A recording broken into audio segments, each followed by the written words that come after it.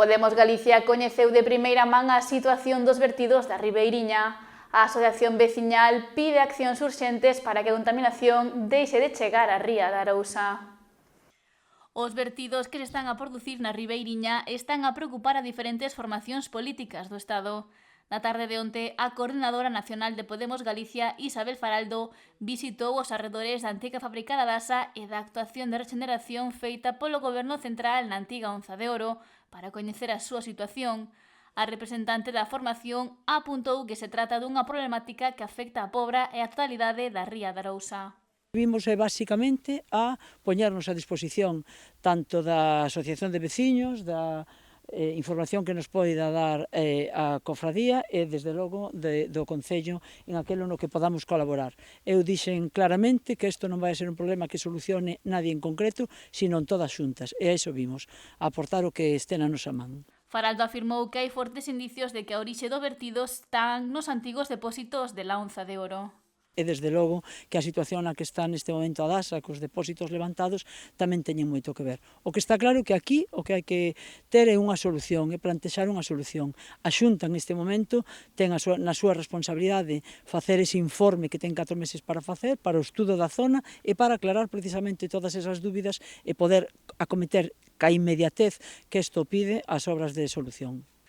Nesta situación están implicadas todas as administracións, algo que a representante de Podemos Galicia cualificou de positivo. Non só tirar da Xunta e a súa responsabilidade, sino tamén poñer isto en coñecemento, eu decía antes ao concelleiro, non xa non só de Costa, sino do Ministerio de Transición Ecolóxica, porque isto é unha cuestión tamén de saúde pública. Faraldo estivo acompañada do Concello de Medio Ambiente, Xosé Lois Piñeiro, do patrón maior pobrense, Enrique Maceiras, e do presidente da Asociación de Veciños da Ribeiriña o Conchido, Samuel Domínguez. Destacou o labor da entidade veciñal que afondou na situación que se está a vivir na zona. Recibimos dúas chamadas, a primeira do alcalde, quen se disculpou a título persoal pola mala xestión que fixo o Concello dende o principio, e a segunda por parte de Podemos Galicia, quen se interesou co fin de buscar unha solución para atallar esta problemática. Agradecemos a ambos o seu apoio e o seu interés, e, bueno, dende aquí, como xa lle dixen a Podemos Galicia, abrimos a porta a calquera corporación política que teña a intención de axudar. Ao fin e ao cabo é unha problemática cuxa responsabilidade recai en moitas administracións, non só é unha soa. E sinalou que precisan o apoio de todas para poder dar solución a estes vertidos o antes posible. Porque ao fin e ao cabo é un problema que se está agravando co paso do tempo. Como dicía Isabel, pois, bueno, xa non afecta só a nosa aldea, a Ribeiriña ao Conchido, nin tampouco ao Concello da Pobra do Caramiñal, senón que tamén está afectando pois a ría da Arousa, que, bueno, que é unha das claves de Galicia, da maravillosa comunidade autónoma na que vivimos, e tamén a concellos veciños, como poden ser o de Boiro ou o de Ribeira.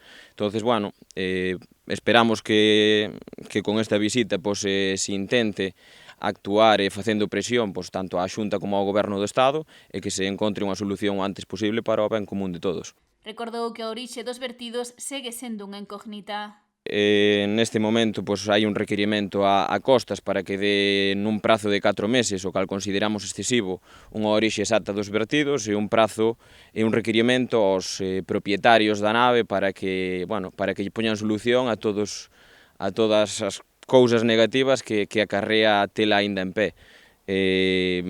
Nós queremos atallar tanto o problema dos vertidos como o problema que supón para a seguridade veciñal a nave de Adasa e esperamos que ambos requirimentos se cumplan na maior brevedade posible.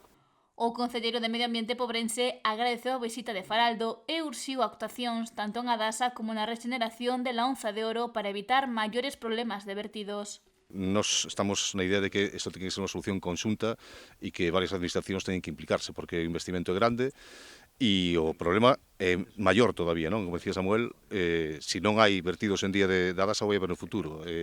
Os depósitos están aí, dous depósitos de gasóleo, un de fuel, e o que pasou aquí foi que se derramou, cando se fixo a obra de la Onza de Oro, se derramou fuel, e, polo tanto, o orixen daqui nós creemos que é seguro, pero que poda ser combinado tamén existe, por suposto.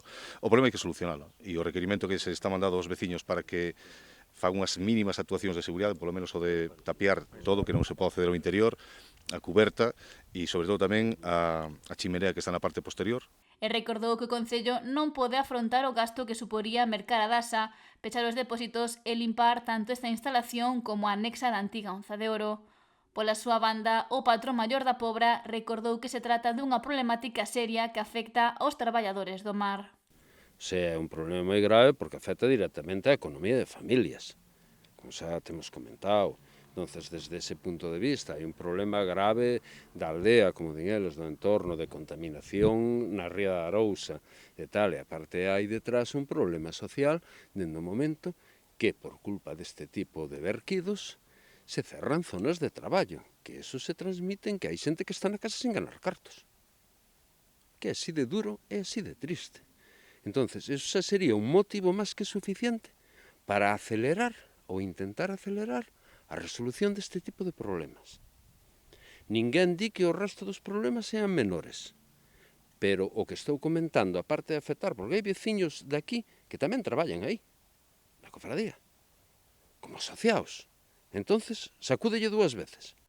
Polo que reafirma a urxencia de actuar no lugar e solucionar esta situación que está a afectar a veciños e profesionais do mar, unha problemática máis que se suma á súa mala realidade pola falta de recurso.